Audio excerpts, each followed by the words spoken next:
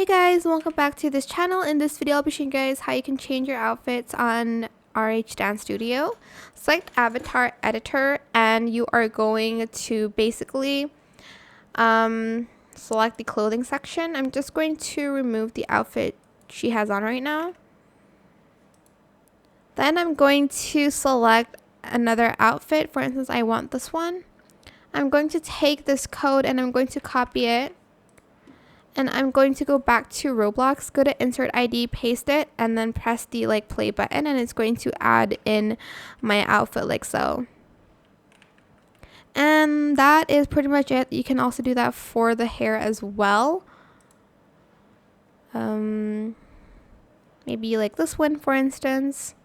Again, copy the code, go back to Roblox, let's remove this, and press paste. You can also edit the body shape here in scale and proportions, as well as body type here. Her head was a little bit too big. But yeah, that is it. I hope it was helpful for you guys. Don't forget to like, comment, share, and also subscribe to this channel if you haven't done that already. If you have any more questions about this video, just leave it in the comment section down below. I'll try my best to answer them all for you guys. And if you found this video helpful, please click the thanks button as well. That is it for this video. Thank you so much for watching. Bye.